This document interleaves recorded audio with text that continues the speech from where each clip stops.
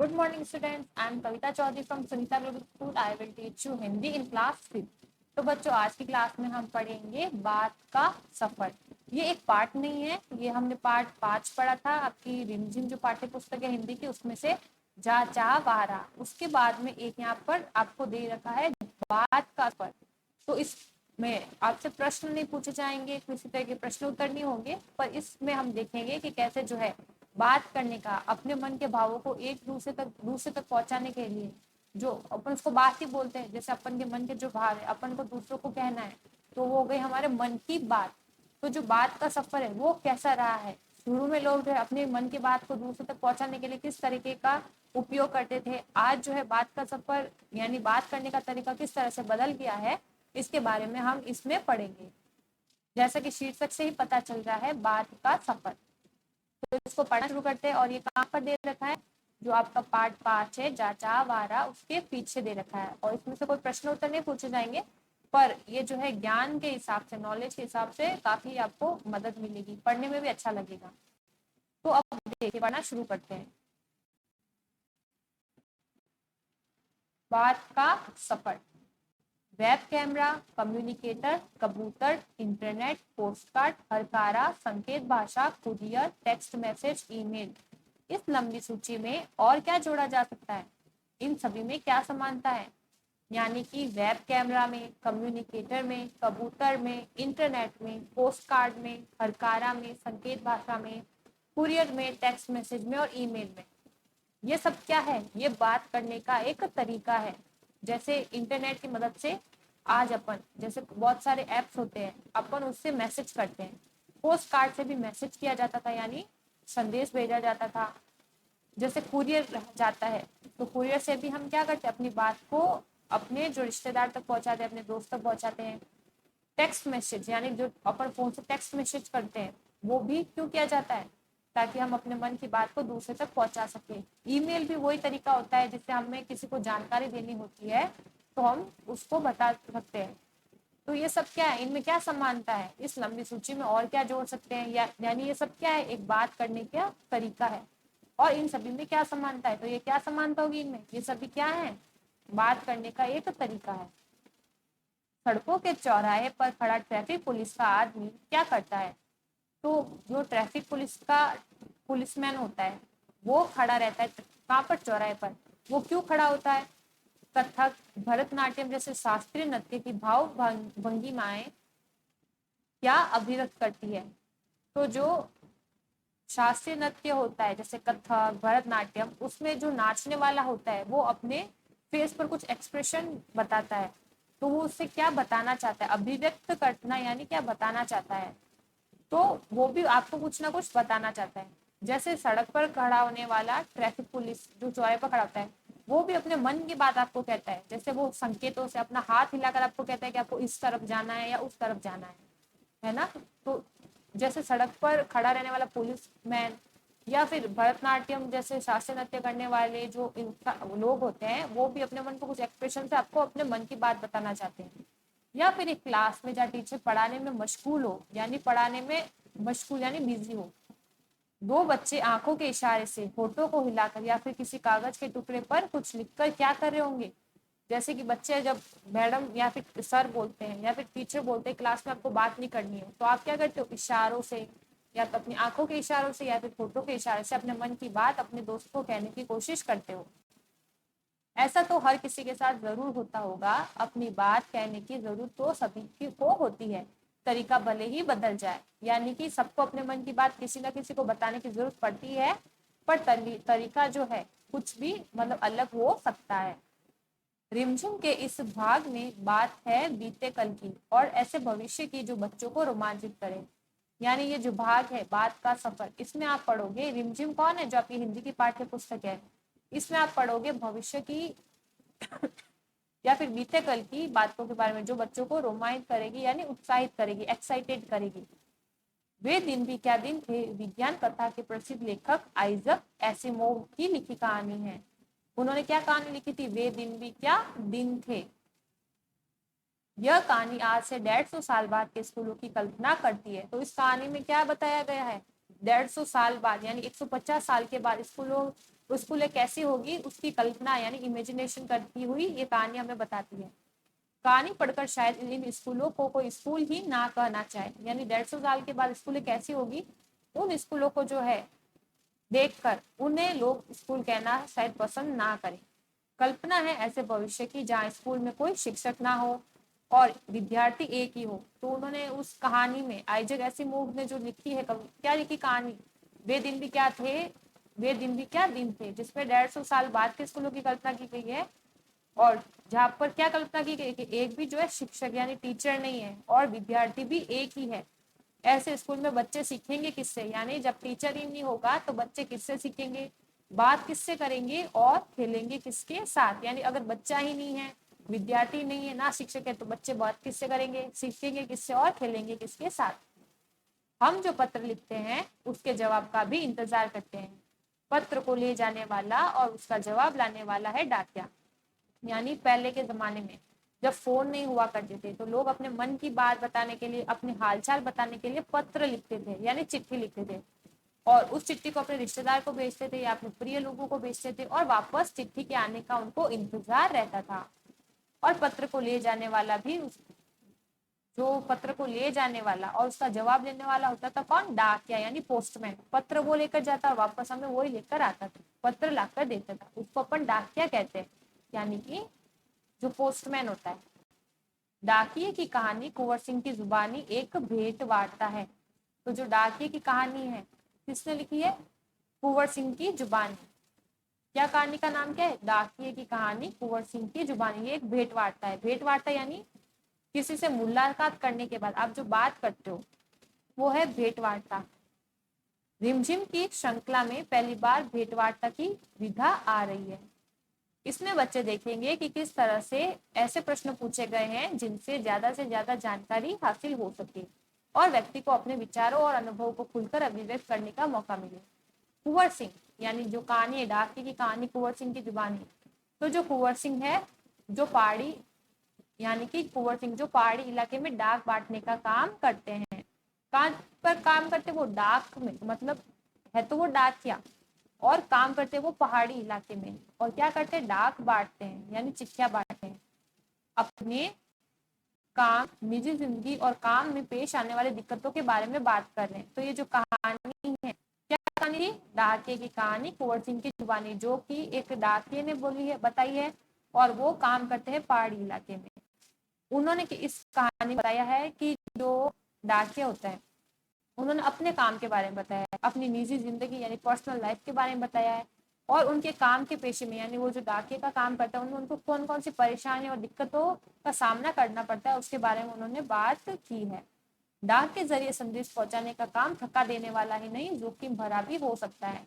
यानी जो डाक के जरिए लोग संदेश पहुंचाते हैं, यानी जो डाकिये का काम है वो एक तो थका देने वाला होता है क्योंकि लोग चिट्ठियां लिखेंगे, उसको हर जगह पहुंचाना होगा।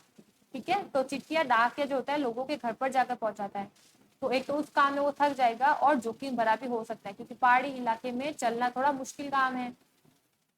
चिट्ठी का सफर एक ऐसे सफर पर ले जाएगा जो अतीत और वर्तमान के संदेशवाहकों की झलकियां देगा। यानी जो चिट्ठी का सफर है, एक कहानी है ये भी, चिट्ठी का सफर, जो कि ऐसे सफर में यानी आपको ये बताएगा जिसमें आप अतीत यानी पुराने जमाने में और वर्तमान में जो संदेश भेजने वाले लोग हैं उनकी झलकियां आपको देखने को मिलेगी। संदेश पहुंचाने की जरूरत इंसानों को हमेशा से रही है। आज डाक का क्षेत्र बेहद फैला हुआ है, समय के साथ ये तकनीकी भी हो गया है। यानी डाक का जो क्षेत्र है वो बहुत ज्यादा फैला गया है और अब तो इसमें तकनीक यानी जो तकनीकें होती है वो भी जुड़ गई है।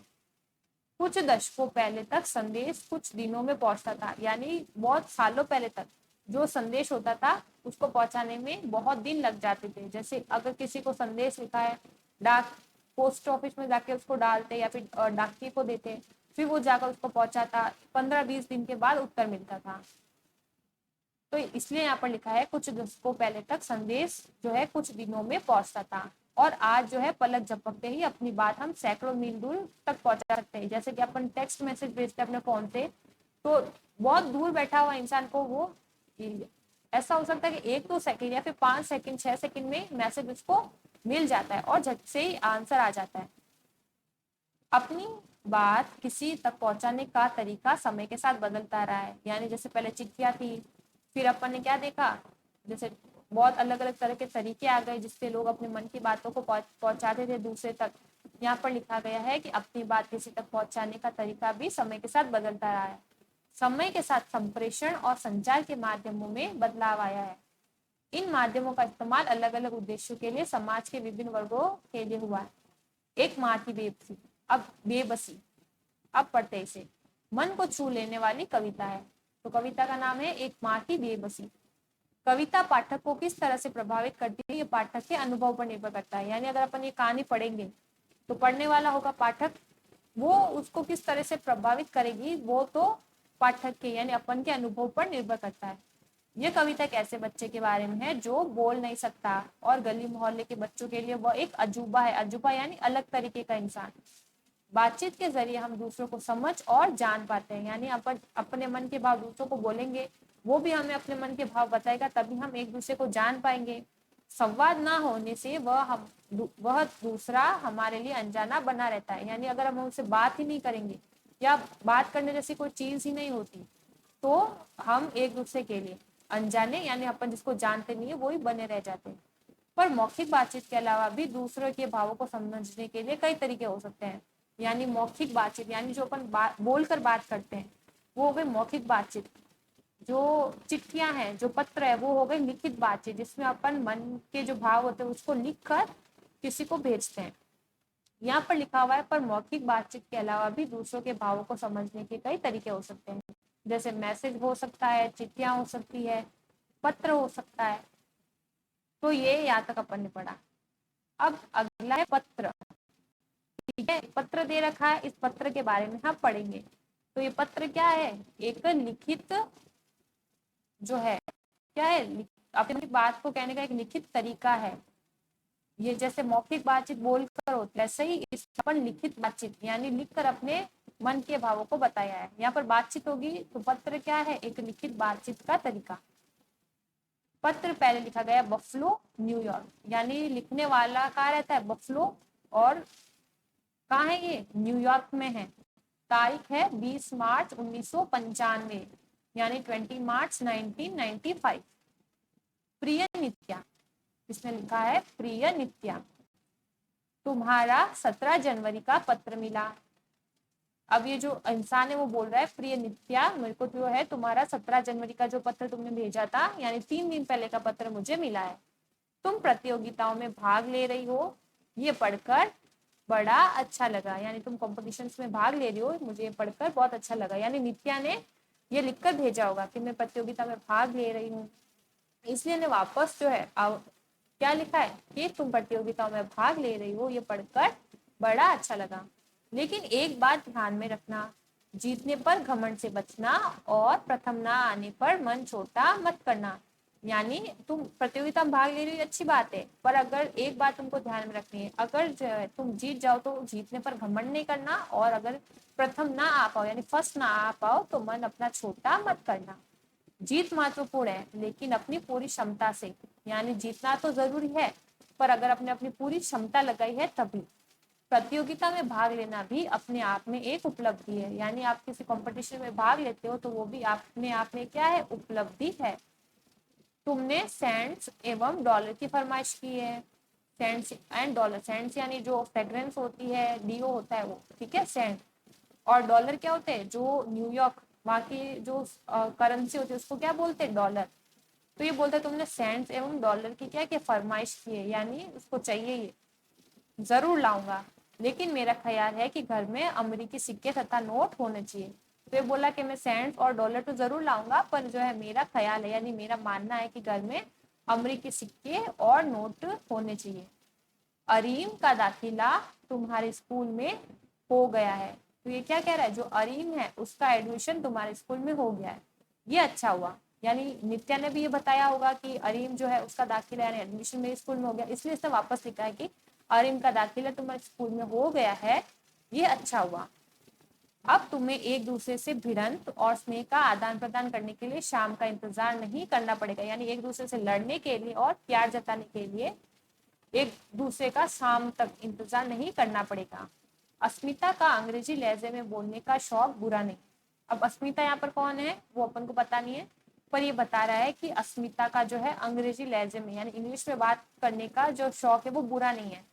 बस एहतियात में रखो यानी ध्यान में रखो कि हिंदी बोलो तो हिंदी और अंग्रेजी बोलो तो अंग्रेजी, यानी ये बात का ध्यान रखो कि जब आप हिंदी बोलते हो तो आप हिंदी बोलो और जब आप इंग्लिश बोलते हो तो इंग्लिश बोलो।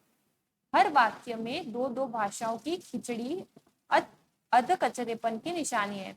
यानी जैसे आप एक वाक्य बोलते हो उसमें आधी इंग्लिश और आधी हिंदी बोलते हो तो ये कचरापन है ना, कचरा हो गया सब। इसलिए यहाँ पर लिखा है हर वाक्य में दो भाषाओं की खिचड़ी अध कचरेपन की निशानी है। सिर्फ यदा कदा तालमेल होना चाहिए, यानी कभी कभार आप जो है हिंदी वाक्य में थोड़े इंग्लिश के वर्ड या फिर इंग्लिश वाक्य में थोड़े हिंदी के वर्ड यानी शब्द यूज कर सकते हो, उपयोग कर सकते हो। यहाँ बर्फ पिघल गई है, यानी कहाँ पर, न्यूयॉर्क में बर्फ पिघल गई है। बसंत आने को है, बसंत के स्वागत में कौन सा राग गाते हैं, यानी जब बसंत ऋतु आने वाली है तब कौन सा गीत गाया जाता है, मैं नहीं जानता। अस्मिता को आशीर्वाद। सस ने नरेंद्र नाथ, तो किसने लिखा है ये पत्र, नरेंद्र नाथ ने लिखा है। तो ये पत्र इतना ही था। तो पहले अपने पढ़ा बात का सफर, यानी बात का सफर क्या है, बात करने का तरीका किस तरह से बदल गया है, पहले किस तरीके से बात की जाती थी अब किस तरह से बदल गई है, और अपन ने यहाँ पर एक लिखित बातचीत यानी एक पत्र पढ़ा जिसमें इसने अपने मन के भावों को लिख कर दूसरे तक पहुंचाया है। किसने लिखा था, नरेंद्र नाथ ने लिखा था पत्र, किसे, नित्या को, और सारी बातचीत की थी। तो इस भाग में से कोई प्रश्न नहीं पूछे जाएंगे, बस यहाँ पर दिया गया था और आपके ज्ञान के हिसाब से आपके लिए बहुत अच्छा था, अपन ने ये पढ़ लिया है। तो इस तरीके से अपना जो पार्ट 5 था वो पूरा हो गया है। तो आज की क्लास में इतना ही बच्चों, मिलते हैं अगली क्लास में, नेक्स्ट क्लास में अगले चैप्टर यानी अगले पार्ट के बारे में बातचीत करेंगे, चर्चा करेंगे। तब तक के लिए घर पर रहिए, सुरक्षित रहिए, धन्यवाद।